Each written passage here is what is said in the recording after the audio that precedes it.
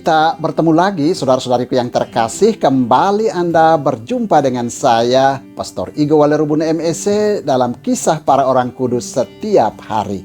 Hari ini tanggal 4 September, kita mengenang dan memperingati dua orang kudus di dalam gereja kita, yakni Nabi Musa dan Santa Rosa dari Viterbo. Orang kudus yang pertama adalah Nabi Musa. Musa dikenal dan dihormati sebagai pendiri bangsa Israel. Ia dipilih Yahweh, Allah Abraham, Ishak, dan Yakub untuk memimpin kaum keturunan Abraham keluar dari penindasan Firaun di Mesir. Selanjutnya bersama mereka, ia membawakan kurban persembahan kepada Allah di Gunung Sinai. Di sanalah Yahweh mengadakan perjanjian dengan mereka dengan perantaraan Musa abdinya. Musa seorang tokoh historis, peletak dasar bagi keberadaan Israel sebagai suatu bangsa merdeka dan peletak dasar agama Yahudi. Sejarah awal Israel sebagai suatu bangsa di Palestina tidak bisa dipahami terlepas dari Musa. Pada waktu keluar dari Mesir atas campur tangan Allah, bangsa Ibrani menjadi sebuah kelompok orang yang merdeka, namun tidak terdidik dan tidak mempunyai suatu pengalaman pun untuk membentuk dirinya sendiri menjadi suatu kesatuan sosial politik. Melalui perantaraan Musa, Allah mengikat perjanjian dengan mereka di Gunung Sinai. Oleh perjanjian Sinai itulah bangsa Ibrani memperoleh suatu identitas nasional yang berbeda dengan bangsa-bangsa lain. Mereka dipilih Allah dari antara bangsa-bangsa untuk menjadi umat kesayangannya dengan hukum atau undang-undang sendiri yang mengatur pola hidup dan tingkah laku mereka sebagai suatu bangsa. Kisah tentang kehidupan dan karier Musa tetap kabur. Satu-satunya sumber informasi terpercaya hingga sekarang ialah kitab suci, khususnya kitab Keluaran yang termasuk dalam kelompok kitab Pentateuk. Di sana Musa dilukiskan sebagai tokoh utama peristiwa keluarnya bangsa Israel dari Mesir dan pengembaraan mereka di padang gurun selama 40 tahun.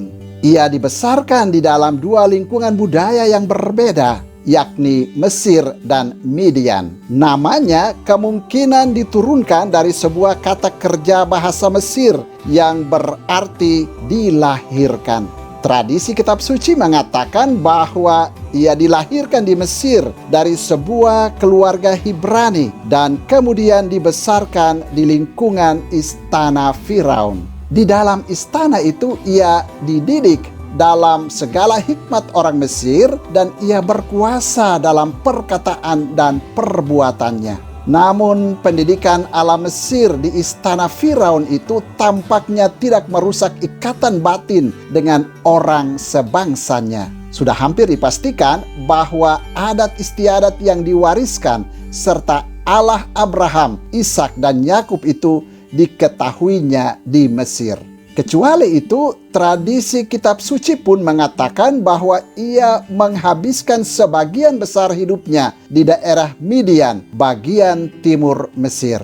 Midian adalah tempat pengungsiannya setelah ia membunuh mandor Mesir yang menganiaya orang-orang sebangsanya. Di sana ia menemukan kembali tradisi nenek moyangnya yang tetap tidak berubah oleh pengaruh-pengaruh Mesir. Alkitab menghubungkan peristiwa pengungsian itu dengan peristiwa perwahyuan Yahweh dan panggilan atas dirinya untuk mengemban tugas sebagai pembebas bangsa Israel dari kekejaman Firaun di Mesir. Dengan demikian, jelaslah bahwa pengungsian itu merupakan penyelenggaraan ilahi dalam kerangka penyelamatan bangsa Israel. Dalam hal penulisan kitab suci, Musa dipandang sebagai pengarang kitab Pentateuk, kelima kitab pertama dari Perjanjian Lama. Ini tidak berarti bahwa ia sendirilah yang menuliskan setiap kata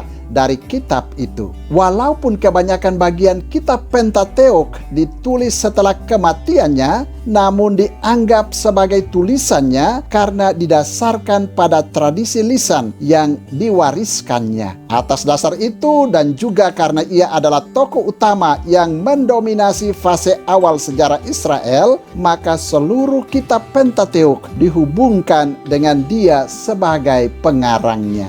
Atas dasar yang sama, Musa dianggap sebagai pemberi hukum Allah kepada bangsa Ibrani. Dialah yang menetapkan patokan dasar tingkah laku bangsa Ibrani sesuai dengan kehendak Yahweh. Generasi-generasi kemudian menyesuaikan hukum itu dengan tuntutan perkembangan zaman dan pandangan-pandangan hidup baru di bawah semangat Musa. Yahweh tidak mengizinkan Musa memasuki tanah Kanaan yang dijanjikan kepada keturunan Abraham karena ketegaran hati dan ketidakpercayaan bangsa Israel kepada Yahweh. Tuhan hanya menunjuk kepadanya tanah terjanji itu dari atas gunung Nebo.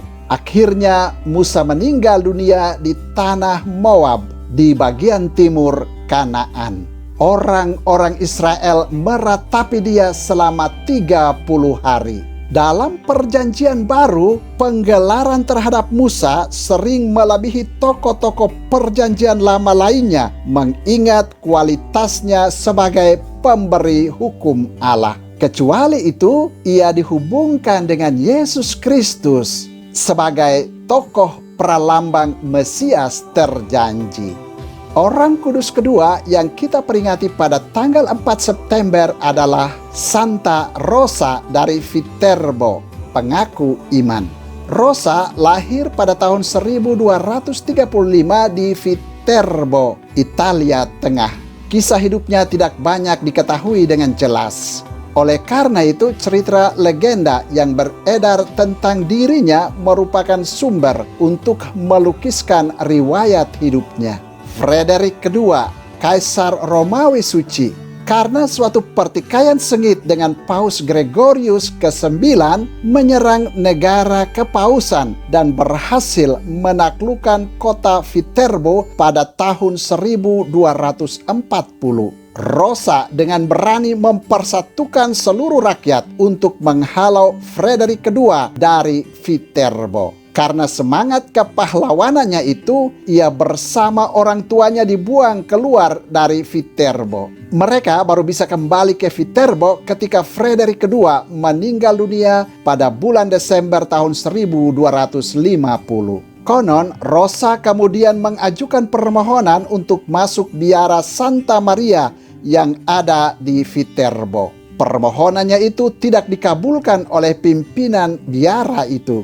Lalu ia berusaha sendiri mendirikan sebuah komunitas religius baru. Usahanya ini pun tidak direstui oleh Paus Innocentius keempat.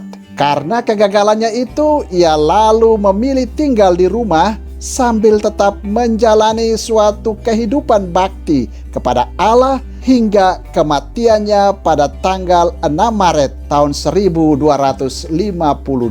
Kesalehan hidupnya diakui oleh gereja sehingga jenazahnya dimakamkan di dalam gereja Viterbo. Pada tahun 1357, gereja itu terbakar. Ketika makamnya dibuka, tubuh Rosa masih awet seperti sedia kala. Oleh karena itu, umat Viterbo menaruh devosi yang besar kepadanya. Setiap tahun, jenazahnya diarak melalui jalan-jalan kota Viterbo. Pada tahun 1457, Rosa dinyatakan kudus oleh Paus Kalistus ketiga.